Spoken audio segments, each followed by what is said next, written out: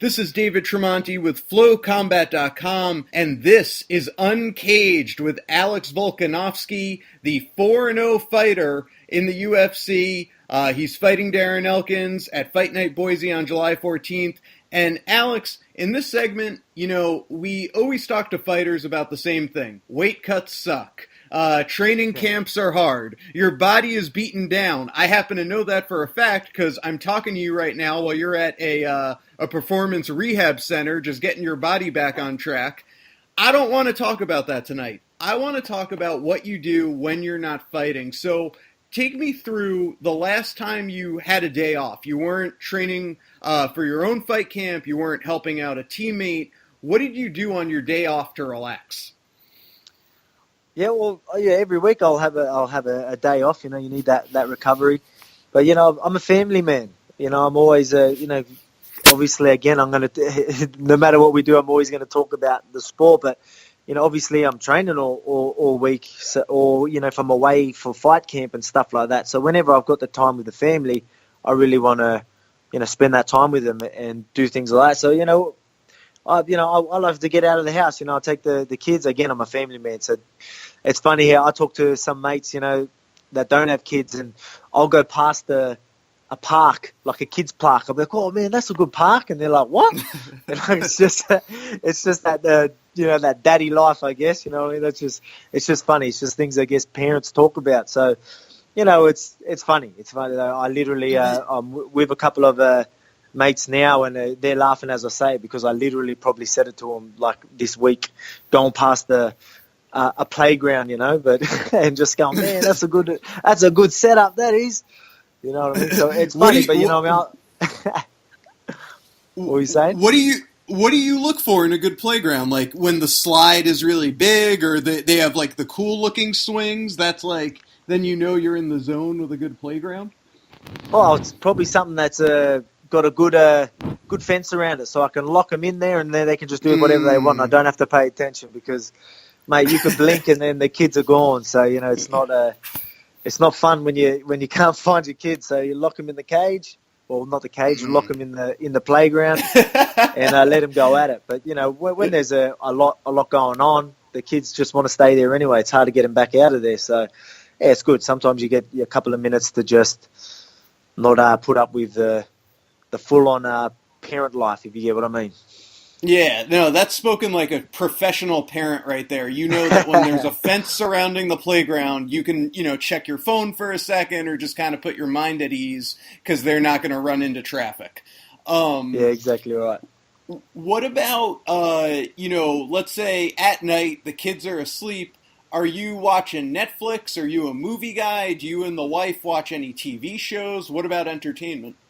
Yeah, man, I love my TV. That's our time. You know what I mean? So as soon as the kids go to bed, like usually I come back home from training, and we put the kids pretty much straight to bed, and yeah, that's our time. We have a couple of hours. Even though our kids are early birds and we should be going to sleep earlier, but we want that couple of hours, to ourselves watching. Yeah, cooking shows, man. I love cooking shows. So Master Chef.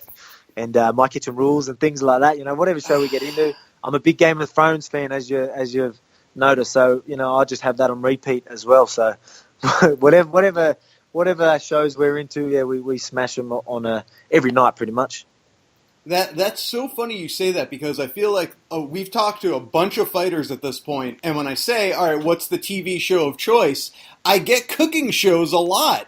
Which always kind of shocks me, because I'm like, but you're all in fight camps. You can't even be eating the stuff that you're watching. Like, does it ever drive you crazy that you're seeing a souffle made and you can't eat that for the next 4 weeks? That's why we do it. That's what they call it. They call it food porn. So we know we can't have it. So especially fight week. Again, I'm talking about fighting when we shouldn't, but. Mate, the food, like that's sort of after my fights, and I always go looking for, Man versus Food. I don't know if you've watched that show. Yes. And he takes on challenges, like food challenges and things, and that's what I watch all week, like leading up to a fight, and I'm like, that's it. Where's the challenge? Give me something. Well, I'm going to take it on. I know I'm going to smash it, but I haven't found one. So hopefully Idaho has some something for me straight after my fight, so I can take on a big burger challenge or something like that. Anyway. Yeah, they're known for their potatoes, so they probably have some good French fries or something like that. Yeah, Idaho is known for its potatoes, so you should be able to get a really good potato there. So be on the lookout for that. That can be the challenge. And when it comes to when you come to the States, because you do, I mean, this is your first time fighting in the States, but I do imagine you've come to train in the States, yes? I haven't trained in the States. No, I haven't. I've been there a couple of times, but I've never went there to train. I went there for my honeymoon. I've been Thailand for training, and I've been to Vegas for the what was it called? The bloody the summit, the retreat. Or the fighters. Yeah, that's the it. The UFC retreat. So I went there for that, but I've been in Guam for fighting and stuff like that, but I've never trained over there in the States. But interesting. Yeah. Right. So I definitely want to, while I'm over there, I'm actually there 2 weeks before, so I'll be in Vegas training. So the week before International Fight Week, and it'll be good just to see everything. It's a good time to be there, isn't it? So there's going to be a lot happening, and there's going to be a lot to do while I'm not able to eat food. So I'm looking forward to it. And you grew up, and we've talked about this before, you were Rugby League. Do you still follow rugby at all, or not so much? Yeah, I still follow it. I've got a lot of mates that still play Rugby League. I went down and actually watched one of the games not long ago, but for the Gorillas, they're called.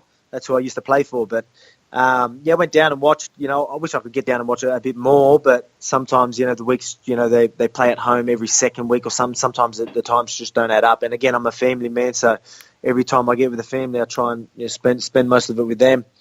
But yeah, even the Rugby League, the NRL, that's our the big, that's the one you watch on TV and all that, and that's what everyone goes crazy for. But the State of Origin, it's a couple of states that go at it. The Blues and Maroons. It's Queensland versus New South Wales. That's actually happening right now. They played last week, and in 2 more weeks will be the second game. And that's probably the biggest games of the year. And everyone goes nuts. So the two states absolutely hate each other. I'm a Blues supporter, so go the Blues. But so I definitely get into it. So there comes times of the year where you really... it's like the Super Bowl for yous over there. Obviously, everyone gets into it. You know what I mean? People that don't even like NFL, all of a sudden, whoever's playing is a big fan or something as soon as a Super Bowl happens, probably. So it's the same for us.